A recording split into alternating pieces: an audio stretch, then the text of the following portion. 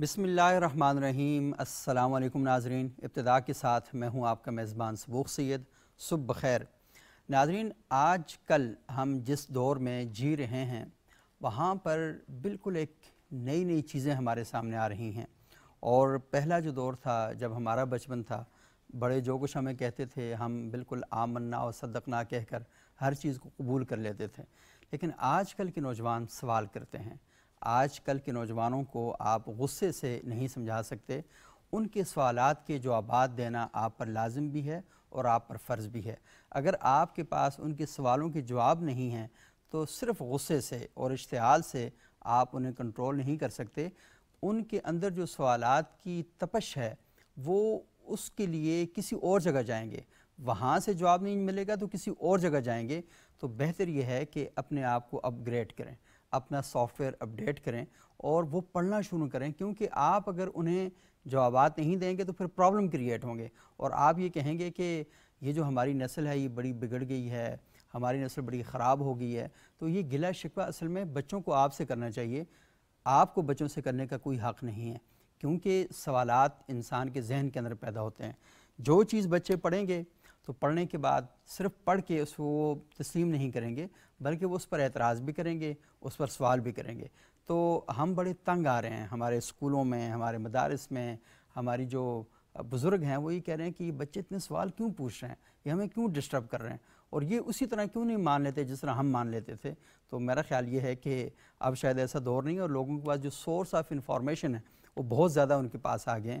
جو چیزیں آج سے کچھ عرصہ پہلے تک لوگوں کو یاد تھیں یا ان کی فنگر ٹپس پہ ہوتی تھیں، وہ اب بالکل موبائل کے جسٹ ایک کلک کے اوپر ان کو دستیاب ہیں، ان کو موجود ہیں۔ اگر وہ یہ چاہتے ہیں نا کہ ہاں اس موضوع سے متعلق مجھے 20 کوسچن چاہیے، وہ just ChatGPT پہ لکھتے ہیں کہ مجھے 20 سوالوں یہ سوال چاہیے اس موضوع سے متعلق، تو ان کے سامنے لائن لگی ہوئی سوالات کی آ جاتی ہے، وہ 40 مانگیں تو 40 سوالات ان کے پاس آ جاتے ہیں۔ وہ کسی ایک موضوع پر ریسرچ کرنا چاہتے ہیں اور جسٹ گوگل پہ لکھتے ہیں کہ مجھے اس موضوع پر ریسرچ کرنی ہے، تو فرسٹ جو آنسر آتا ہے 16,000 سے لے کر 18,000 تک وہ اس کے رسپانس آ جاتے ہیں کہ اس موضوع پر یہ والا کام ہوا ہے اور پوری دنیا کے اندر ہوا ہے۔ تو اس ماحول کے اندر ہم نے اپنے بچوں کو ویلیوز دینی ہیں، اپنے بچوں کو اقدار دینی ہیں، اپنے بچوں کو اپنے مذہب کے ساتھ کنیکٹ کر کے رکھنا ہے، اپنی تہذیب کے ساتھ جوڑ کے رکھنا ہے، تو پھر اس کا مطلب یہ ہے کہ ہمیں بہت زیادہ محنت کرنے کی ضرورت ہے۔ اور ہم یہ دیکھ رہے ہیں کہ ہمارے ہاں بچوں کو سوالوں کے جواب دینے کے بجائے انہیں ڈانٹا جاتا ہے، انہیں مارا پیٹا جاتا ہے اور انہیں مار بھی دیا جاتا ہے۔ تو اس سوچ سے ہمیں نکلنا ہوگا اور ہمیں سوالات اور جوابات کے لیے اپنے آپ کو آمادہ کرنا ہوگا، اور اپنے آپ کو اس علم سے لیس کرنا ہوگا جو عصر حاضر کے جوانوں کے ذہنوں کے اندر پیدا ہونے والے خدشات اور سوالات کا جواب دے سکے۔ ہمارے ساتھ آج موجود ہیں مولانا عبدالقدوس محمدی صاحب، وفاق المدارس العربیہ پاکستان کے ترجمان ہیں، خود ان کا اپنا ایک مدرسہ ہے، اس میں پڑھاتے ہیں، اور بڑی تعداد میں ملک سے بچے ان کے پاس آتے ہیں، یہ ان کی ٹریننگ تربیت کا اہتمام بھی کرتے ہیں۔ بہت شکریہ محمدی صاحب، آپ یہاں تشریف لائے۔ ہمارے دوسرے انتہائی معزز مہمان ہیں جناب ڈاکٹر شہباز علی عباسی صاحب، اسلام آباد ریسرچ انسٹیٹیوٹ اس سے ان کا تعلق ہے، یہ خود منہاج القرآن یونیورسٹی سے فارغ ہیں۔ بہت شکریہ ڈاکٹر صاحب، آپ یہاں تشریف لائے۔ اور ہمیں وقفے کے بعد جوائن کریں گے ڈاکٹر محمد حسین صاحب، ان کا نصابیات پر بہت زبردست قسم کا کام ہے، ایجوکیشن انہوں نے پی ایچ ڈی کی، اور جامعۃ الکوثر اسلام آباد سے وہ فارغ ہیں۔ امریکہ کی کولمبیا یونیورسٹی میں 5 سال تک وہ تدریس کرتے رہے، اور وہ بھی ہمیں جوائن کریں گے وقفے کے بعد۔ اس سے پہلے میں طالعہ ایمان صاحبہ ہمارے ساتھ موجود ہیں، بہت شکریہ آپ یہاں تشریف لائیں۔ تو وہ بارگاہ سید الکونین حضرت محمد مصطفیٰ صلی اللہ علیہ وسلم کے حضور ہدیہ نعت پیش کریں گی، اور ان کی نعت کے بعد ہمیں وقفہ لیں گے۔ جی طالعہ۔ دل الفت سرکار بسانے کے لیے ہے، دل الفت سرکار بسانے کے لیے ہے، جاں آپ کی حرمت پہ لٹانے کے لیے ہے۔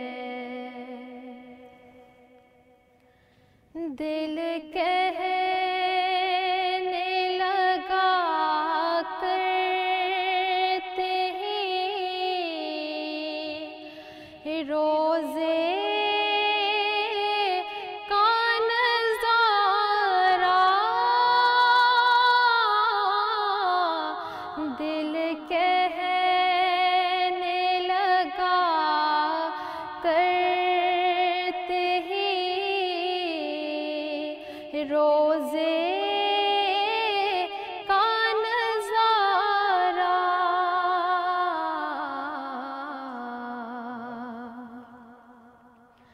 یہ نقش تو آنکھوں میں بسانے کے لیے ہے، یہ نقش تو آنکھوں میں بسانے کے لیے ہے۔ ہم امتی ان کے ہیں تو کیسے رہے محروم،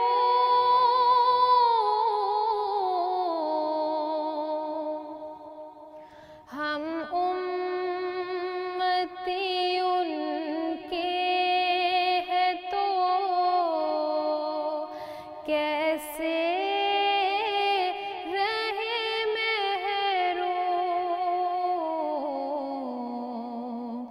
جب ان کا کرم سارے زمانے کے لیے ہے، جب ان کا کرم سارے زمانے کے لیے ہے۔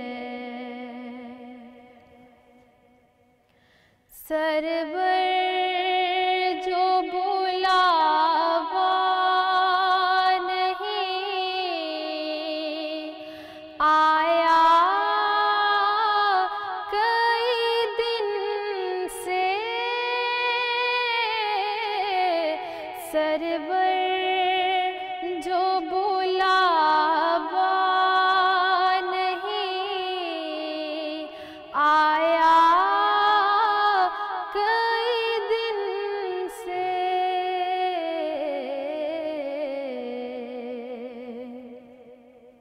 یہ تیری طلب اور بڑھانے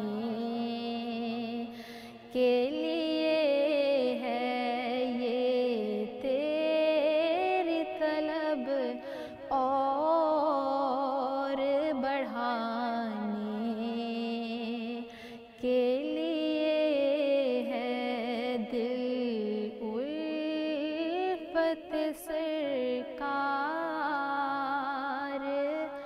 بسانے کے لیے ہے۔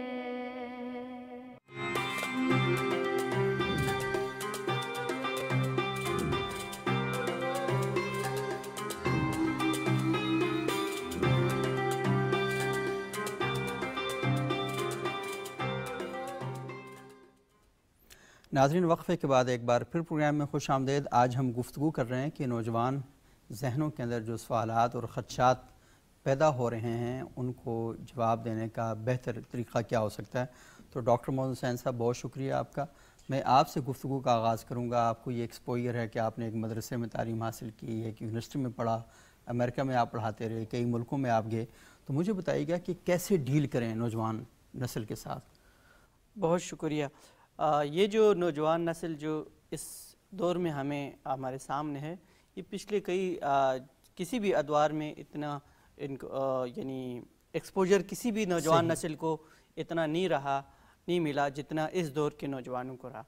پچھلے دور کے جو نوجوان ہے یا کوئی بھی ہے، ان کو لیک آف انفارمیشن یا لیک آف یعنی ایکسیس ٹو انفارمیشن کا مسئلہ تھا کہ ان کو معلومات تک، علوم تک رسائی کے لیے بڑی دقت کا یعنی سامنا کرنا پڑتا تھا۔ اب یہ انفارمیشن کے ایکسپلوژن کا دور ہے. تو اس میں جو مسئلہ ہے وہ یہ ہے کہ پھر آپ صحیح ریلیونٹ اور جس کو ہم علم نافع کہتے ہیں وہ والی چیز کیسے نکالیں اتنے بڑے یعنی معلومات کے اس بہاؤ کے اندر سے. تو اس کے لیے جو چونکہ نوجوانوں کا ذہن پہلے سے زیادہ کھلا ہے, پہلے سے زیادہ ان کو ایکسیس ہے انفارمیشن کا, اور ٹیکنالوجی کی بدولت, اے آئی کی بدولت بہت زیادہ آسانی کے ساتھ یہ ساری چیزیں دستیاب ہیں. تو ایسے میں اس نوجوان کو آپ ٹرخا نہیں سکتے, یہ طے کر لیں. یعنی آپ جس طرح فرما رہے تھے کہ ان کو ڈانٹ کے اچھا کہیں یہ ایسا نہیں ہے وہ ایسا نہیں ہے, تو اس طرح سے ٹرخا نہیں سکتے, آپ کو سالڈ جواب دینا ہے. تو اب وہ راستہ کیا ہے؟ راستہ ایک تو ماضی میں جس طرح سے مناظرے کا تھا یا ڈیبیٹ کا تھا, اب اس کو آپ اس کا اپروچ مختلف کر لیں, آپ مکالمے پہ لیں. مکالمے پہ کا بنیادی اصول یہ ہے کہ آپ موضوع کے اوپر زیادہ غور کریں, بندے کے اوپر یعنی اس کو سافٹ رہیں, اس کے ساتھ ہمدردی کا مظاہرہ کریں, اور ایشو کے اوپر آپ اپنی ساری توانائی استدلال کے اوپر, دلیل کے اوپر, موضوع کے جو مختلف ابعاد ہے, پہلو ہے, اس کو سامنے لانے کی کوشش کریں. جو ملٹیپل یعنی مختلف جو پرسپیکٹیوز ہیں کسی ایک ایشو کے بارے میں, مذہبی طبقے کی طرف سے ہو یا سیاسی ہو یا کسی بھی ایشو کے اندر, تو اس یعنی جو ڈائیورسٹی آف اوپینین اور ڈائیورسٹی آف پرسپیکٹیوز ہے اس کو سامنے لے کے آئیں اور مکالمہ کریں. مکالمہ کرنے کا مطلب یہ ہے کہ آپ اپنے ایموشنز کو اپنے ریگولیٹ کریں گے, آپ اپنے قابو میں رکھیں گے, اس کی بجائے آپ ایشو کے اوپر بات کریں گے, یہ بھائی یہ ایشو یہ ہے. اور دوسرا ہمارے ہاں ایک بڑا مسئلہ یہ ہے کہ علم کی وجہ سے تکبر آ گیا ہے. اور تکبر والا علم جو ہے یہ اگلے سوال کو روکتا ہے, تکبر والا علم ڈانٹتا ہے, تکبر والا علم اگلے کو راہ مسدود کر دیتا ہے. تو یہ اس کے اندر سے ہمیں حلم کی ضرورت ہے. علم کے ساتھ اگر حلم نہیں ہے, بردباری نہیں ہے, آپ کے اندر حوصلہ, صبر, ہمت نہیں ہے سوال سننے کا, تو پھر مسائل پیدا ہوتے ہیں. تو آپ جو اپروچ ہے وہ اپروچ مناظرے سے یا ڈانٹ سے, پریونشن سے, یعنی آپ بھاگنے سے, روکنے سے, اس کی بجائے آپ مکالمے کے اوپر لے آئیں, اپروچ لے آئیں. اس میں یہ تجویز دوں گا کہ بدقسمتی سے ہمارے جو یونیورسٹیز میں اسٹوڈنٹس کاؤنسلس یعنی ہوتی تھی, اسٹوڈنٹس اس پہ یونین پہ بین لگ گئی, تو 1984 سے بین لگی ہوئی ہے. لیکن جب آپ نے بین لگائی تو نوجوانوں نے فرقوارانہ راستہ اختیار کیا, نسلی بنیادوں پہ تنظیمیں بنائی اور بنیادوں پہ تنظیمیں بنائی. اس سے پھر جو مکالمے کی جو سپیسز تھی وہ بہت شرنک ہو گئے, بہت محدود ہو گئے. ماضی میں آپ سب اس کے گواہ ہیں کہ ایک ہی ایشو کے اوپر مذہبی مختلف تنظیموں کے مذہبی نقطۂ نظر کی نمائندگی بھی ہوتی تھی, مختلف طبقات کے جو طبقات فکر سوسائٹی کے اندر ہے, سیاسی بنیادوں پہ, مکتب فکر کی بنیادوں پہ, مذہب کی بنیادوں پہ ان کی نمائندگی ہوتی تھی. تب جا کے معاملات میں بڑے ٹھہراؤ کے ساتھ, بڑی پختگی کے ساتھ اور سلجھے ہوئے ماحول میں آگے بڑھتا تھا. اب معاملہ یہ ہے کہ ہر ایک نے بہت ہی ایکسٹریم پوزیشن لی ہے اور مکالمے کی آپ اسپیس کریٹ نہیں کر رہے ہیں. تو ایک حل تو یہ ہے کہ یونیورسٹیز میں, کالجز میں اسٹوڈنٹس کاؤنسل کے ذریعے مکالمے کی اسپیسز مزید بڑھائیں. یہی کام مدارس کے اندر کریں, یہی کام جس طرح سے مفتی صاحب نے فرمایا مدارس اور یونیورسٹیز کے درمیان کریں, مسالک کے اندر کریں. ہمارے ہاں دیگر مذاہب بھی رہتے ہیں, تو ان کے حوالے سے اپنے جو فرسودہ خیالات ہیں اس کی تصحیح کے لیے ان کے ساتھ براہ راست بات کریں. تو لٹریچر, چاہے لٹریچر لینا ہو یا بندے کے بارے میں بات کرنی ہو, انہی کی نمائندگی کرنے والے لٹریچر کو لے لیں, انہی کی نمائندگی کرنے والے علماء سے یا دانشوروں سے پوچھیں.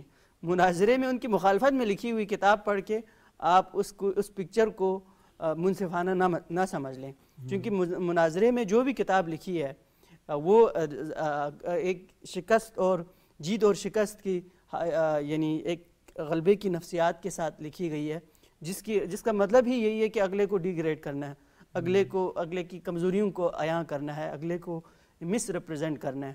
تو اس کی بجائے آپ جو مکالمے کا اپروچ ہے اس میں لیں, جس میں اور جینوین ریپرزنٹیٹیوز کو سامنے لائیں, ان کے ساتھ بات کریں, اور جینوین جو لٹریچر انہی کی طرف سے لکھا گیا ہے, یا چاہے کسی بھی مکتب فکر کو سمجھنا ہو یا نقطۂ نظر کو سمجھنا ہو تو ان کو یعنی سامنے لائیں، ان کو پڑھا جائے اور سوالات کو روکنے کے بجائے آپ جوابات کو مل کر تلاش کریں۔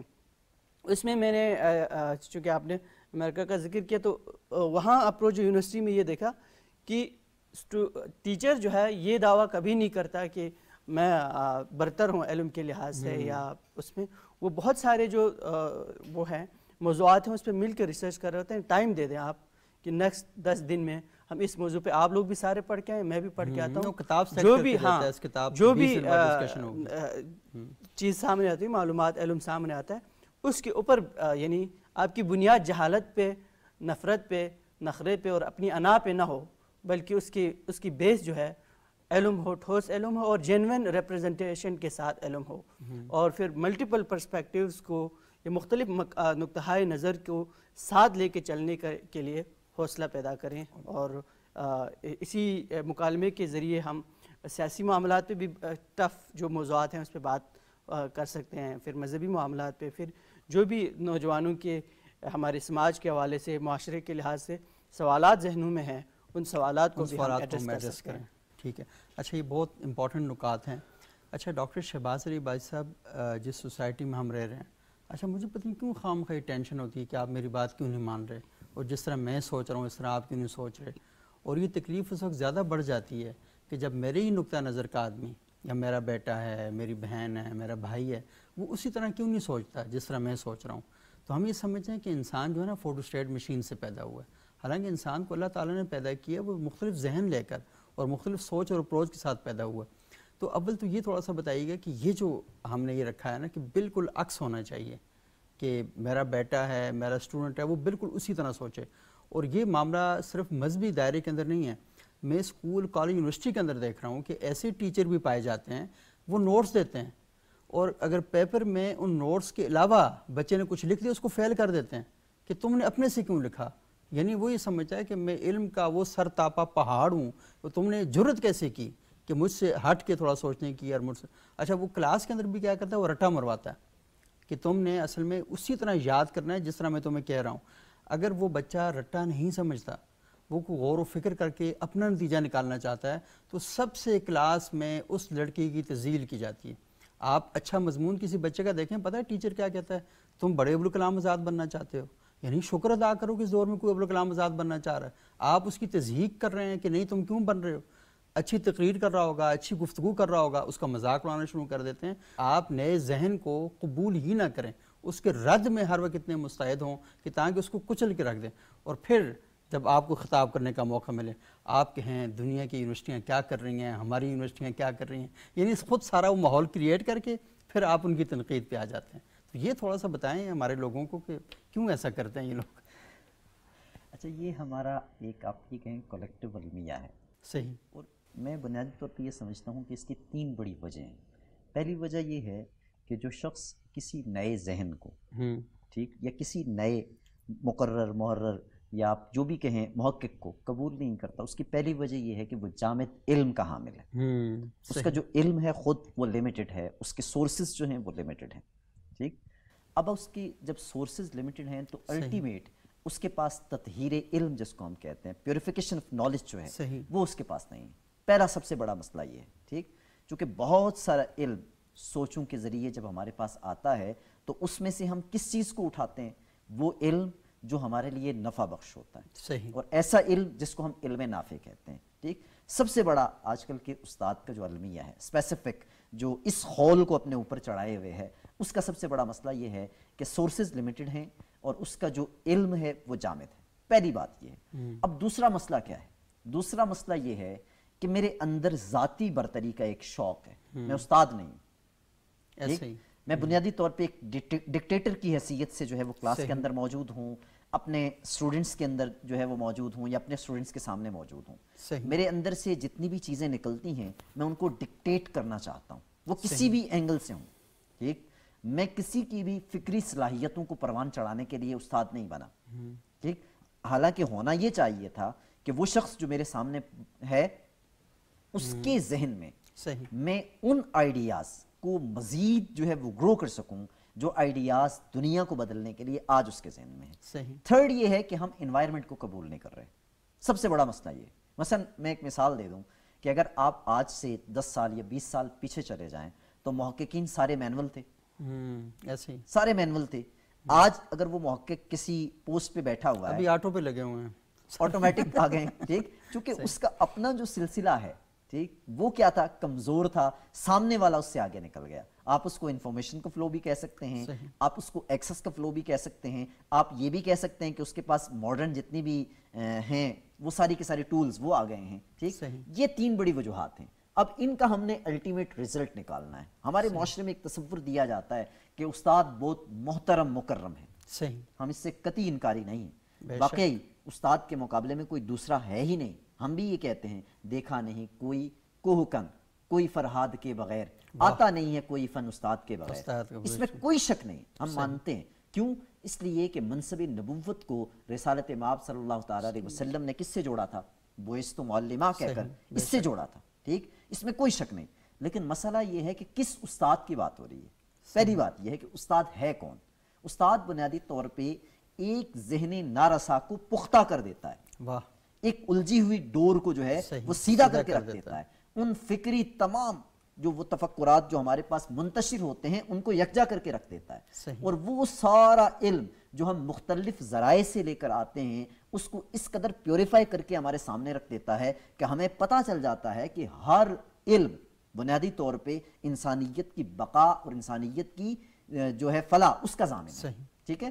اصل المیہ یہ ہے استاد کا. آج کل کا استاد سبجیکٹ کا تو ایکسپرٹ ہے, مگر ڈاکٹر کو یہ نہیں بتا رہا کہ تمہاری یہ جو فیلڈ ہے میڈیکل کی, اس کے اندر ایتھکس کہاں سے آئیں گے. یہ سارا المیہ ہے, جس کی وجہ سے ہم کیا کر رہے ہیں, جس کی وجہ سے ہم یہ کر رہے ہیں کہ آئے دن سوال کے اوپر پابندی لگا رہے ہوتے ہیں. اور ایک سب سے بڑا ایشو یہ ہے پسند ناپسند کا, جس کی طرف آپ نے اشارہ کیا کہ یونیورسٹی کا ٹیچر ہے یا کالج کا ٹیچر ہے, اس کے سامنے جب اسٹوڈنٹس آتے ہیں, وہ اسٹوڈنٹس کو کوئی سبجیکٹ یا کوئی ٹاپک جو ہے وہ ٹھیک طریقے سے سمجھا نہیں پاتا, تو وہ یہ کہتا ہے کہ اس کتاب کو یہ ایز اٹ از مجھے چاہیے. حالانکہ کہنا اسے یہ چاہیے کہ مختلف جگہوں سے تم کنسلٹ کرو, جو چیز تمہیں سمجھ آتی ہے وہ لے کے آؤ, ٹھیک. اس کے اوپر ہم کیا کریں گے, نیگوشیٹ کریں گے یا ڈیبیٹ کر لیں گے, اس کے اوپر بات چیت جو ہے وہ کی جائے گی. اصل المیہ یہ ہے کہ ہم ان چکروں میں پھنسے ہوئے ہیں. اور پھر اس کے بعد یہ ہے کہ ہم نے علم کو, ایک بڑا المیہ یہ بھی ہے, ہم نے علم کو جو ہے وہ صرف ایجوکیشن فار اکانومی کر دیا ہے. ایسے ہی ہم یہ کہتے ہیں یار اس کے ذریعے ہم نے روٹی کمانی ہے, اس کے ذریعے ہم نے اپنے مال جائیداد ان چیزوں کو جو ہے وہ کیا کرنا ہے, گروتھ کرنی ہے ان کی. کاش ہم یہ کہتے کہ علم بنیادی طور پہ کیا تھا, تدبر اور تفکر کا نام. جب تدبر اور تفکر انسان کے اندر صحیح طریقے سے پنپنا شروع ہو جاتے ہیں تو پھر اویئرنس آتی ہے. اور جب انسان باشعور ہو جاتا ہے, گویا کہ اس کو جب اپنی ذات کا عرفان ہو جاتا ہے, تو پھر وہ کائنات کے عرفان کی طرف بڑھتا ہے. اور جب وہ کائنات کے عرفان کی طرف بڑھتا ہے تو رفتہ رفتہ وہ کائنات کے اندر بسنے والی ساری مخلوقات کے لیے نافع ہو جاتا ہے. پھر وہ شخص خیر الناس من ينفع الناس کی عملی تصویر بنتا ہے. یہ اصل المیہ ہے ہمارے ہاں, جو کہ ہم ٹھیک طریقے سے جو بیسک ہمارے کانسیپٹس ہیں ان کو نہیں سمجھ سکے. اگر ہم ان کو سمجھ لیتے ہیں تو پھر ہم کیا کرتے ہیں, توفق کی طرح چلے جاتے ہیں کہ میں جو ہے وہ تم سے برتر ہوں, میں افضل ہوں, میں استاد ہوں, میں سامنے کھڑا ہوں, تم نیچے ہو, ٹھیک. حالانکہ علم کا یہ طریقہ کسی دور میں بھی نہیں رہا. آپ اگر پرانی چیزوں کو یا پرانے دور میں چلے جائیں تو جتنے بھی استاد تھے وہ کیا کہتے تھے, آج بھی آپ اٹھائیں, ٹھیک, آپ کسی بھی فیلڈ آف اسٹڈی میں چلے جائیں, ہر آنے والا اس سے آگے نکلا, ہر آنے والا اس سے آگے نکلا, اپنے شاگردوں کو آگے بڑھاتے جی. جو حصول کے لیے آیا تھا وہ بعد ازاں استاد کے جو ہیں اوپینین جو ہے اس کے اوپر نقد کر رہا ہے, اس کے اوپر کرٹیکل قسم کے جو ہے وہ سوالات اٹھا رہا ہے. آپ ہر فیلڈ آف اسٹڈی میں دیکھیں, کسی ایک میں نہیں, مذہب میں دیکھیں, سماج میں دیکھیں, سوشولوجی کی طرف چلے جائیں, اکانومی کی طرف چلے جائیں, اکنامکس پڑھ لیں, کوئی بھی دیکھیں, ہر گزرتے دور کے ساتھ ہمیشہ کیا ہوا, علم میں ارتقاء آتا رہتا ہے. اور یہ ہمیں قبول کرنا چاہیے. اگر ہماری سوسائٹی اس علم کے ارتقاء کو قبول نہیں کرے گی تب تک ہم اس گھٹن زدہ ماحول میں رہیں گے. تب تک ہم کیا کریں گے, اس سوالات کا یہ جو ہمارے سامنے آتا ہے نا ایک پورا لمبا سلسلہ, اس کو جو ہے وہ دبانے کی کوشش میں رہیں گے. حالانکہ ہم خود جو ہے وہ روشن میں کھڑے ہو کے کیا کہتے ہیں, سوال جو ہے وہ آدھا علم ہے, لیکن جب کوئی سوال کر لے تو پھر کیا ہوتی ہے ہماری حالت, وہ بہت اچھے طریقے سے سوال آدھا علم کرنے والا ظالم ہے, ظلم ہے. ہم اس طرح کا ایک ماحول جو ہے وہ یہ ماحول ہم نے کریٹ کیا ہوا ہے. ہمیں اس خول سے جو ہے وہ باہر آنا پڑے گا تاکہ معاشرے کو ایک, ہم پہلی بات تو یہ ہے کہ ایک بہترین قسم کا علم دے سکیں, اور دوسرا یہ کہ وہ علم جو معاشرتی اقدار کے ساتھ جڑا ہوا ہے وہ دے سکیں, اور تیسرا کہ جو ہم چاہ رہے ہیں کہ ہمارے پاس کلیکشن آف نالج اور ایکسپرٹیز ہونی چاہیے فیلڈ کی, وہ بھی دے سکیں. ادروائز ناممکن ہوگا. صحیح. یہ آپ نے بڑا اچھا کہا کہ سوسائٹی کو وہ علم دینا چاہیے جو معاشرتی اقدار کے ساتھ جڑا ہو. ہم نے اصل میں معاشی اقدار والا جو علم زیادہ. اچھا میرا خیال یہ ہے کہ یہ بھی بڑا ضروری ہے کیونکہ آپ جس معاشرے میں رہتے ہیں آپ کے بود و باش کے لیے, آپ کے رہن سہن کے لیے آپ کو پیسوں کی ضرورت ہوتی ہے, تو آپ کو وہ فنون وہ علوم ضرور حاصل کرنے چاہیے تاکہ آپ کی زندگی اچھی گزرے. لیکن یہ آپ کے باہر کے لیے, لیکن آپ کے اندر کے لیے بھی کسی علم کی ضرورت ہے. تو وہ جو علم ہے وہ ہم یہ سمجھتے ہیں کہ وحی کا علم ہے. وہ سوسائٹی کے اندر ایک روحانی اقدار پر مبنی اور ویلیوز پر مبنی ایک پیکج ہے. تو آپ کا اندر بھی اچھا ہونا چاہیے, آپ کا باہر بھی اچھا ہونا چاہیے. یہ نہ ہو کہ آپ نے لباس اچھا پہنا ہو, آپ کا گاڑی اچھی ہو, آپ کا گھر اچھا ہو, لیکن اندر سے آپ ایک بدبودار انسان ہو. نہیں, اندر کو کبھی خوشبودار انسان بنانا ہے اور باہر کو بھی کرنا ہے. تو اس لیے تو ہم کہتے ہیں نا کہ فی الدنیا حسنہ و فی الآخرۃ حسنہ, دنیا بھی اچھی ہو تاکہ اس کے نتیجے میں آخرت جو ہے وہ بھی اچھی ہو. تو یہ دونوں چیزیں ان کا ہونا بہت ضروری ہے. مغرب کے اندر یہی ایک المیہ پیدا ہوا کہ اس نے ایٹم سے ایٹم بم تو بنا لیا, اور چاہتے تو وہ ایٹم سے انسانوں کا علاج بھی کر سکتے تھے, کینسر کا علاج بھی کر سکتے تھے, یہ بھی کر سکتے تھے. اس نے صلاحیت جو تھی نا اس کو نیگیٹو لے کر چلے گئے, اس کو ایسی انڈسٹری کے ساتھ جوڑ دیا کہ جس نے انسانوں کی تباہی کا سامان فراہم کیا. آج ہمارے نوجوان جو ہیں بہت زیادہ ان کا ذہن جڑا ہوا ہے کہ ہم مغرب کی طرف جائیں, ہم امریکہ کو دیکھیں, ہم برطانیہ کو, ان کو دیکھتے ہیں. وہاں پر بہت سی اچھائیاں بھی ہیں لیکن بہت سی پرابلم اور پریشانیاں بھی وہاں پر موجود ہیں. ہم اصل میں جب بھی کہتے ہیں نا کسی چیز کو دور سے دیکھا جائے یا دیر سے دیکھا جائے نا وہ بڑی اچھی لگتی ہے, لیکن جب آپ اس سوسائٹی کے اندر جا کر دیکھتے ہیں تو وہاں پر بڑے بڑے پرابلم جو ہیں وہ ہمارے سامنے آتے ہیں. لیکن ہماری مذہبی روایت ہمیں یہ بتاتی ہے کہ خذ ما صفا و دع ما قدر, اچھی چیزوں کو لے لو اور بروں کو ترک کر دو. مجھے محمدی صاحب اس بات کی تائید کریں گے کہ مولانا ابو الحسن علی ندوی صاحب ندوۃ العلماء لکھنؤ کے سربراہ رہے, ان کی کتاب ہے مغرب سے صاف صاف باتیں. میں نے کوئی فرسٹ ایئر میں وہ کتاب پڑھی تھی, تو آپ یقین مانیں اس سے پہلے اس کتاب نے میرا بڑا ذہن بدلا چیزوں کو لینے کے بارے میں, چیزوں کو پرکھنے کے بارے میں. اور وہ فوت بھی ہوئے تھے 31 دسمبر 1999 کو عصر کے وقت. تو ان پر میں نے مضمون لکھا تھا صدیق انسان. یعنی انہوں نے یہ بتایا کہ آپ ایک خوش مزاجی کے ساتھ ایک اچھی صفات والے انسان کیسا ہوتا ہے کہ وہ چیزوں کو دیکھ کر نا ویسے ہی خام خواہ اشتعال میں نہیں آتا, بلکہ وہ چیزوں کو قبول کرتا ہے اور حقیقت کی بنیاد پر اور حقائق کی بنیاد پر رد اور قبول کرتا ہے. محمدی صاحب تھوڑا سا آپ ہماری رہنمائی کریں, ہمیں یہ بتائیں کہ یہ جو سوالات ہیں اب ان کا دائرہ صرف یونیورسٹی اور اسکول اور کالج تک محدود نہیں رہا, یہ مدارس کے طلبہ کے اندر بھی آتے ہیں کیونکہ جن کے پاس یہ ڈیوائس موجود ہے نا تو ان سب کے پاس چیزیں آ رہی ہیں. تو یہ جو ایک نئی آبشار ہمارے سامنے آ چکی ہے اور ایک نیا طوفان ہمارے سامنے ہے, یہاں پر سوالات کھڑے ہوتے ہیں اور آپ کے علم میں ہوگا کہ خود مدارس سے فارغ التحصیل جو لوگ تھے ان میں سے کچھ لوگ ایسے بھی تھے کہ جنہوں نے اس قسم کی چیزیں لکھیں, یا شاید مدرسے کے اندر انہیں یہ بتایا نہیں گیا کہ ان چیزوں کا کاؤنٹر کیسے کرنا ہے, کیونکہ ایک متعین نصاب جو ہے وہ تو پڑھ رہے ہیں, یونیورسٹی میں پڑھ رہے ہیں, یہ بھی پڑھ رہے ہیں, لیکن زندگی تو اور بھی بہت سی چیزوں کا نام ہے نا. تو وہاں پر بھی وہ جاتے ہیں, بات چیت کرتے ہیں, کتابیں پڑھتے ہیں, تو بہت سے طرح طرح کے سوالات پیدا ہوتے ہیں. تو کیا مدرسے کے اندر ان سوالات کو ایڈریس کرنے کے لیے کوئی فورم موجود ہے, یا اگر نہیں ہے تو کیا ایسا قائم ہونا چاہیے؟ اور جیسے اتحاد تنظیمات مدارس ہے, وفاق المدارس ہے, اس طرح کے پلیٹ فارم ہیں, کیا وہاں پر ان چیزوں پر کوئی توجہ دی جا رہی ہے؟ جی دیکھیں, یہ ایک بلا شبہ بہت اہم معاملہ ہے اور اس پر توجہ کی ضرورت ہے. اور جیسے آپ نے فرمایا کہ ہر ایک شعبے میں, بلکہ میں تو یہ کہوں گا کہ کالجز یا یونیورسٹیز یا مدارس و مساجد نہیں, اب تو سب سے بڑا چیلنج آپ کے اپنے بچوں کے سوالات. ایسے ہی یعنی جب آپ کے بچے ہوتے ہیں وہ چھوٹی عمر میں ہی بسا اوقات ایسی چیزیں پوچھتے ہیں کہ آدمی حیران ہو جاتا ہے. المیہ یہ ہو گیا کہ اب والدین وہ معیشت کی دوڑ میں کہہ لیں, مہنگائی کے حالات کی رحم و کرم میں کہہ لیں, اور چیزوں کی وجہ سے بچوں میں اور بڑوں میں اتنا ایک فاصلہ ہو گیا ہے کہ وہ اپنے بچوں کو وقت دینے کے لیے تیار نہیں. اور اس کا نتیجہ یہ نکلتا ہے کہ وہی سوالات پھر بڑھتے ہیں, اس کے جوابات ڈھونڈنے کے لیے وہ کبھی نیٹ کا, کبھی اے آئی کا, کبھی کسی اور اجنبی فورم کا سہارا لیتے ہیں. اور اسی طرح جب وہ بڑے ہوتے ہیں تو انہیں مسجد سے اپنے سوال کا جواب نہیں ملتا تو اس کے نتیجے میں وہ دہریے ہو جاتے ہیں. انہیں اپنے تعلیمی ادارے سے, اسکول کالج سے اپنے سوال کا جواب نہیں ملتا تو وہ کسی اور کے ہاتھوں میں کھیلنا شروع ہو جاتے ہیں. تو ہمیں سب سے پہلے جو چیز کرنی ہے وہ کرنا ہے کہ اعتماد دینا ہے. ہم نے دروازے بند کیے ہوئے ہیں. میں اگر علماء کی بات کروں تو اپنے آپ کو جبوں کبوں میں ملبوس کر کے ایک الگ مخلوق ہم نے بنا دیا, اور اس مخلوق کے بارے میں لوگوں کے ذہن میں یہ تاثر آ گیا کہ حضرت کے قریب جانا بڑا مشکل کام ہے. ہم نے یہ فاصلے توڑنے, اور فاصلے توڑ کر لوگوں کو اپنے قریب کرنا ہے اور ان کو بے تکلفی کے ماحول میں وقت دینا ہے۔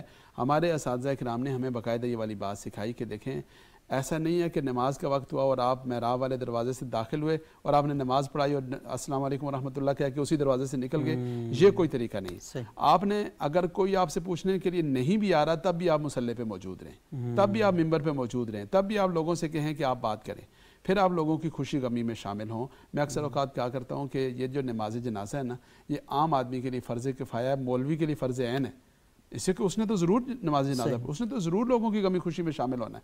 اب ایک آدمی اگر اپنے معاشرے سے کٹا ہوا ہے تو کبھی بھی لوگ اس سے استفادہ نہیں کر پائیں گے۔ تو افادہ اور استفادہ کے لیے لوگوں کو اپنے ساتھ جوڑنا ضروری ہے، خود لوگوں کے ساتھ جڑنا ضروری ہے۔ تو سب سے اہم ترین کام جو کرنے والا ہے وہ ہے لوگوں کو اعتماد دیں، لوگوں کے اندر اعتماد پیدا کریں۔ ہمارے ایک بزرگ ہیں وہ کہتے ہیں کہ سب سے پہلے ہے تعلیف، کہ لوگوں کو جوڑیں، لوگوں کو کھانے پہ بلائیں، ان کو چائے پہ بلائیں، ان کو کسی نہ کسی بہانے سے اپنے ساتھ جوڑیں۔ پھر تعریف اور تعارف ہے، پھر تشکیل ہے۔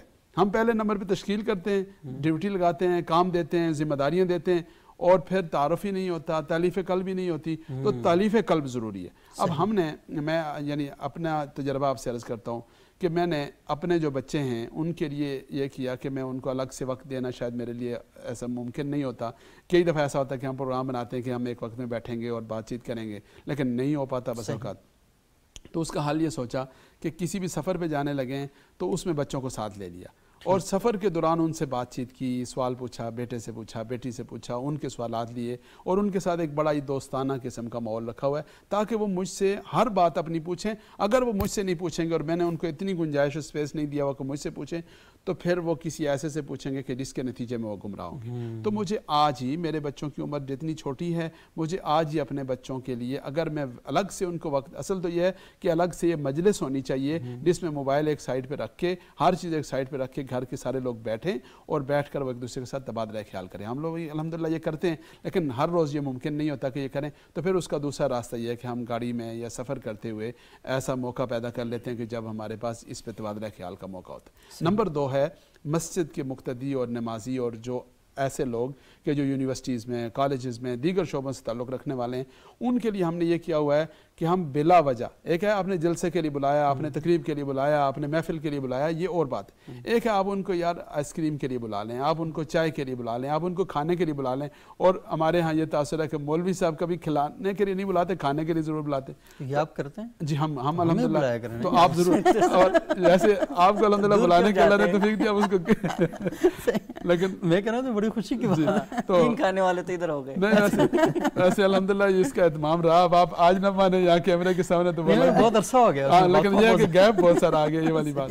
تو یہ کرنے کی ضرورت ہے۔ اچھا، پھر اس میں ایک اور غور کی بات یہ ہے کہ ضروری نہیں کہ وہ میرے جیب سے ہی لگے گا۔ اگر میں اپنا دسترخوان بچھا دوں گا تو ہو سکتا ہے یہ مالی مسائل پیدا کر رہے ہیں، ہو سکتا ہے کہ ایسے مقتدی آ جائیں کہ جو خود کھلانے والے ہوں۔ یا رسول اللہ صلی اللہ علیہ وسلم کا اسوہ ہے ہمارے سامنے، حضور نے فرمایا اپنے اپنے گھروں سے چیزیں لے آؤ بھائی اور دسترخوان پہ رکھو اور کھا لو۔ بہت اچھی، تو کم از کم آپ یہ کر لیں کہ لوگوں سے کہیں، نوجوانوں سے کہیں کہ جی آج کھانا، آج افطاری۔ اچھا، افطاری رمضان میں ذرا وہ بھاگ دوڑ اتنی ہوتی ہے کہ اس میں افطاری میں آدمی کے پاس بات کرنے کا وقت ہی نہیں ہوتا۔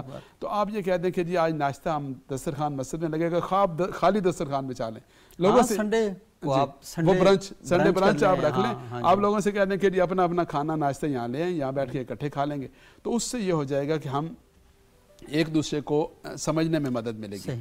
اور جو تیسرا جو فورم جو آپ نے کہا کہ مدارس کے طلباء کا، تو الحمدللہ اس کا بھی ہمارے ہاں یہ اہتمام ہے کہ ہم باقاعدہ یعنی سب بچوں، چھوٹے بڑے سب بچوں کو بٹھاتے ہیں اور ان سے کہتے ہیں کہ بھائی آپ سوال کریں، آپ کا جو دل چاہے آپ پوچھیں۔ بلکہ بس اوقات بعض نہیں پوچھتے تو ہم تاکیداً سختی کے ساتھ، آپ نے دیکھا نا بعض بچے ہیں وہ ذہین ہیں، ان کا مطالعہ ہے، ان کے سامنے چیزیں ہیں وہ پوچھ رہے ہوتے ہیں، اور بعض بچے خاموش ہو کے بیٹھے ہوتے ہیں۔ تو ہم یہ نہیں کرتے کہ کسی کو خاموش ہونے دیں، جو خاموش ہوتا ہے ہم ان سے کہتے ہیں کہ بیٹے آپ کھڑے ہو کے پوچھیں، آپ سوال کریں۔ تو جب ہم اس طرح کی چیزوں کی حوصلہ افزائی نہیں کریں گے، سوالات کا ماحول نہیں بنائیں گے، اس کے نتیجے میں بگاڑ اور فساد ہوگا۔ اور یہ جو گیپ تو پہلے سے آ گیا، یعنی اب جیسے بات ہو رہی ہے کہ معلومات کا بہاؤ ہے اور انٹرنیٹ ہے اور اے آئی ہے اور پتہ نہیں کیا کیا چیزیں ہیں، اور اس کی وجہ سے یعنی چیزیں آؤٹ آف ڈیٹ ہوتی جا رہی ہیں۔ یعنی آپ کو یاد ہوگا کہ وہ نوکیا کے پرانے سیٹ تھے، اگر وہی سیٹ رہتے تو آج کی صورتحال بالکل مختلف ہوتی. تو ہم نے وہ نہیں رہنا، ہم نے اپنے آپ کو اپ گریڈ کرنا ہے، اپڈیٹ کرنا ہے، سافٹ ویئر اپڈیٹ کرنا ہے، سب چیزوں کو بہتر کرنا ہے. اور سب سے اہم ترین چیز یہ کہ ہم نے اپنے رویے بہتر کرنے ہیں. ہم نے لوگوں کے ساتھ، نوجوانوں کے ساتھ دوستی لگانی ہے. اور وہ تبلیغی جماعت والے ایک بڑا اچھا جملہ کہتے ہیں کہ پہلے دل لینا چاہیے پھر دن لینے چاہیے. آپ جب دل لیے بغیر دن لینے کی کوشش کریں گے تو پھر تو بات نہیں بنے گی. تو دل آپ اپنے بچوں کے بھی لیں، آپ محلے کے لوگوں کے بھی لیں، آپ نوجوانوں کے بھی لیں، آپ تعلیمی اداروں میں آنے والوں کے بھی لیں. اور یہ والی بات میں نے چونکہ علماء کے تناظر میں کہی ہے، یہ سب کے لیے ہے. یہ ایک والد کے لیے بھی یہی ہے، یہ اسکول ٹیچر کے لیے بھی یہی ہے، یہ ایک کمپنی کے افسر اور سربراہ کے لیے بھی ہے. ہر ایک کے لیے یہ ہے کہ وہ جب تک دلاسا نہیں دے گا، دل نہیں لے گا، تالیف قلب نہیں کرے گا، بغیر کسی تکلف کے، اور وہ جو حجاب اور فاصلے ہیں ان کو توڑ کر بات چیت کا موقع نہیں دے گا، اس وقت تک مسائل پیدا ہوں گے. اور پھر وہ جو مسائل پیدا ہوں گے وہ بہت ہی بھیانک ہوں گے، پھر ان کا سامنا کرنا بڑا مشکل ہوگا. اس لیے ہمیں ان بنیادوں پر توجہ دینا اور اپنے ماتھے کو بھی تھوڑا صاف رکھنا چاہیے، کیونکہ اس میں جب شکنیں پڑی ہوئی ہوتی ہیں تو پھر کوئی لوگ آپ کے پاس نہیں آتے. پہلے دل کو صاف رکھنا، ایسے ہی جب دل صاف ہوگا پھر ماتھا بھی صاف ہوگا، پھر ہر چیز صاف ہوگی. لیکن پہلے آپ کا دل صاف ہو. خوف کی وجہ سے لوگ آپ دیکھیں رسول اللہ صلی اللہ علیہ وسلم کے دروازے ہر ایک کے لیے کھلے تھے، آپ کی باہیں ہر ایک کے لیے کھلی تھی، آپ کا دسترخوان ہر ایک کے لیے بچھا ہوا تھا. تو وہ ہمارے لیے اسوہ حسنہ ہے. اور وہ جو رویہ ہے، ہم اس رویے کا کوئی نہ کوئی ذرہ اپنے اندر اگر پیدا کرنے کی کوشش کریں گے. رسول اللہ کے بارے میں حریص علیکم بالمؤمنین رؤوف الرحیم، تو وہ تو ان کی حرص یہی تھی جی صحیح کہ وہ مومنین کے رؤوف الرحیم بنتے تھے. تو یہ بہت امپورٹنٹ ہے. اور آپ نے بات کی نوکیا کے پرانے جو سیٹ تھے، تو اگر وہی ہوتے تو ابھی صورتحال مختلف ہوتی. تو حسین صاحب نے بات کی، ہمارے ایک ٹیچر تھے ڈاکٹر صاحب الاسلام، اور وہ پشاور یونیورسٹی میں پڑھاتے تھے ہمیں. تو ام القریٰ مکہ سے فارغ تھے. تو ان سے میں نے ایک بار ایک بات پوچھی تو انہوں نے میرا ہاتھ پکڑا مجھے ساتھ لے کر کے. انہوں نے کہا اس موضوع پر میں نے جو کتاب دیکھی نا وہ بیروت میں ہے. اب میں حیران کہ میں بیروت جاؤں اس کتاب کو دیکھنے کے لیے. لیکن اب دیکھیں کہ وقت کیسا بدل چکا ہے کہ بیروت کی جو لائبریری ہے وہ ای لائبریری کی صورت ہے. مجھے سمپل، میں مفت بھی وہاں انٹر ہو سکتا ہوں اور تھوڑے سے پیسے دے کر بھی پوری کی پوری لائبریری جو ہے میرے سامنے کھل جاتی ہے. شام کی لائبریری ہے، عراق میں ہے، ایران میں ہے، امریکہ میں ہے، جہاں کہیں بھی. اور اب تو صورتحال یہ ہے کہ امریکہ کی یونیورسٹیوں میں لیکچر ہوتے ہیں، وہ لیکچر کلاس کے دوران ریکارڈ کیے جاتے ہیں، اور وہ ریکارڈڈ لیکچر جو ہیں وہ آپ کے آرکائیو میں موجود ہوتے ہیں. تو آج سے 10 سال پہلے اس موضوع پر لیکچر دیتے ہوئے کسی پروفیسر نے کیا باتیں کی، کیا ریسرچ کی، وہ ہمارے سامنے موجود ہے. تو میرا خیال ہے کہ انفارمیشن کا ایکسیس ہے اور بہت زیادہ معلومات آپ کے پاس ہیں. لیکن وہ جو حسین صاحب نے، ڈاکٹر صاحب نے بات کی کہ ان معلومات کے طوفان سے اپنی مرضی کے لیے اپنی جو مطلب کی جو چیزیں، علم نافع جو ہے، اسے آپ نے کیسے حاصل کرنا ہے. اور دوسری بڑی بات یہ کہ مذہب کے پیراڈائم کے اندر رہتے ہوئے وہاں پہ جو سوالات پیدا ہو رہے ہیں، ہماری کچھ روایات ہیں جو ہماری کتب کے اندر موجود ہیں، تو وہاں پر بھی کچھ لوگوں کے اندر اشکالات پیدا ہوتے ہیں، ذہن میں سوالات پیدا ہوتے ہیں. تو انہیں کیسے ایڈریس کرنا ہے. اور وہ لازمی ایسا نہیں ہے کہ بریلوی اسکول آف تھاٹ کے لوگ ہیں، دیوبندی اسکول آف تھاٹ کے ہیں، مکتب تشیع کے لوگ ہیں، مکتب اہل حدیث کے لوگ ہیں. تو میرا خیال ہے کہ کوئی ایک فورم آپ کو ایسا بھی بنانا پڑے گا کہ جہاں پر یہ تمام علماء اور قائدین اکٹھے ہوں اور یہ اپنے مدارس کے ان ذہین اور فتین لوگوں کا ایک گروپ جو ہے وہ تشکیل دیں کہ آپ سب لوگوں نے اکٹھے بیٹھ کر، جس طرح آپ نے نصاب بنایا تو وہاں پر تمام مسائل کے لوگوں کو اکٹھا کیا نا، تو اسی طرح ان سوالات کے لیے تو اگر وہ سوالات مشترکہ طور پہ اتحاد تنظیمات مدارس کے پلیٹ فارم سے شائع ہوتے ہیں کتابوں کی صورت میں کہ ہاں یہ وہ سوالات ہیں جن کا تعلق الہاد کے ساتھ ہے، یہ وہ سوالات ہیں جن کا تعلق مختلف روایات کے ساتھ ہے، اور کچھ لوگ جو روایات پہ تنقید کرتے ہیں انہیں ان کا پس منظر نہیں پتہ، تو یہ میرا خیال ہے کوئی ایک پلیٹ فارم بنانا پڑے گا. اور اگر ہم خوش دلی سے نہیں بنائیں گے تو شاید حالات کا جبر ہمیں مجبور کرے کہ ہم اس طرف ہمیں آنا پڑے گا وہاں پہ. تو حسین صاحب بس آخری سوال میں آپ سے کروں گا، آپ مجھے تھوڑا سا بتائیں کہ آپ کا جو ایکسپوئر ہے امریکہ کا، کیونکہ آپ امریکہ میں بھی رہ کر ایک مذہبی ادارے کے اندر بھی پڑھا رہے تھے اور ایک یونیورسٹی کے اندر بھی پڑھا رہے تھے، تو مجھے تھوڑا سا ڈفرینس بتائیں کہ امریکہ میں رہتے ہوئے آپ خوئی سینٹر میں وہاں تدریس کے شعبے سے منسلک رہے، تو وہاں کا اور کولمبیا یونیورسٹی کا وہ جو دونوں کا ایک مطلب اس میں تضاد کے ہوں یا اتفاق کے ہوں، وہ کیسا رہا آپ کا بچوں کے سوالوں کے حوالے سے؟ جی بہت شکریہ. چونکہ ایک تو لیول مختلف تھے، وہ ایک اسکول تھا اور اوپر کولمبیا تو یونیورسٹی ہے، تو اس میں تو انٹرنیشنل اسٹوڈنٹس مختلف طرح کے تھے، جبکہ جو یعنی جو سینٹر کا جو اسکول تھا اس میں سارے کے سارے بچے مسلمان. صحیح. ہاں اگرچہ اس میں مختلف مکاتب فکر کے بچے تھے لیکن وہاں پر چونکہ آپ ایک بڑے یعنی اس میں ہے ماحول میں ہے جہاں پر مختلف اور مذاہب اور ثقافتوں کا آپ کے ساتھ سامنا ہوتا ہے تو آپ کی جو مسلم آئیڈینٹی ہے وہ زیادہ یعنی فائق ہو جاتی ہے اور برتر فیل کرتے ہیں بنسبت آپ کی جو مکتب فکر یا مسلکی جو شناخت ہے اس کی بنسبت. تو ہر کوئی اپنے آپ کو مسلم آئیڈینٹی کے ساتھ یا اسلامی آئیڈینٹی کے ساتھ جوڑنے کی کوشش کرتے ہیں.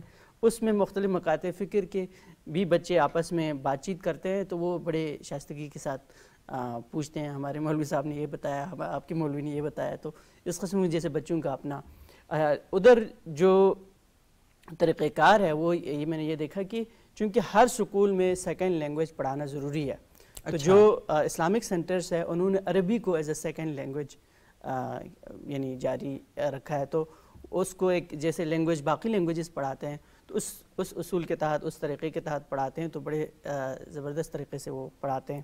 اور دوسرا بجائے کہ اسلامیات کے نام پہ وہ ریلیجیس اسٹڈیز کے نام پہ پڑھاتے ہیں تو پڑھاتے تو وہی اسلامیات ہی ہے لیکن وہ یعنی اس میں سارے مذاہب کے بارے میں کچھ نہیں ہے لیکن اس میں خود اسلام سے متعلق چیزیں اس میں شامل ہوتی ہیں. اس میں شامل ہوتی ہیں جبکہ یونیورسٹی میں تو اڈلٹ بچے ہیں بالغ بچے ہیں ان کی اپنی مرضی ہے وہ ان کا رجحانات کیا ہیں یا کس کے ساتھ اس میں سے بھی بہت سارے لڑکے ایسے ہیں لوگ بچے ایسے ہیں جو ان کی خاص قسم کی دلچسپی ہوتی ہے میں نے قرآن کو پڑھنا ہے یا میں نے اسلام کے اس نقطۂ نظر کو پڑھنا ہے یا اس سکول آف تھاٹ کے بارے میں نے کبھی نہیں پڑھا تو میں یہ پڑھنا چاہتا ہوں. تو وہ پھر پوچھتے ہیں کہ آپ بکس ریکمینڈ کریں انگریزی میں کون سی بکس ہے جس کو مجھے پڑھنی چاہیے یا کون سے ایسے سورسز ہے جہاں پر مجھے وہاں ریکمنڈیشن ہوتی ہے تو اس کی بنیاد پر ہی چیزیں ہوتی ہیں. باقی پڑھنا اس نے خود ہے اپنا جو نقطۂ نظر ہے وہ خود پڑھنا اس کا کوئی الگ سے نصاب اس طرح کی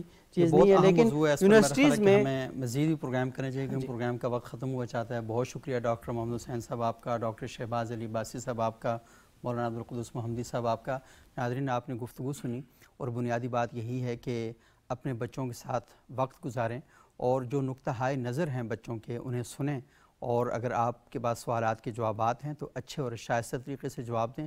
اگر نہیں ہیں تو ان لوگوں کے پاس جائیں جن کے پاس علم ہے اور بچوں کو ان کے ساتھ کنیکٹ کریں اور اس ڈسکشن کو آپ سوسائٹی کے اندر لے کر جائیں. مکالمے کے علاوہ آپ کے پاس کوئی اور راستہ نہیں ہے نئی نسل کے ساتھ ڈیل کرنے کا. تو امید ہے کہ آپ ان چیزوں پر غور بھی کریں گے اور ہم مزید بھی انشاءاللہ اس موضوع پر پروگرام کریں گے. اگلے پروگرام تک کے لیے اجازت دیجیے گا. بہت شکریہ. اللہ حافظ.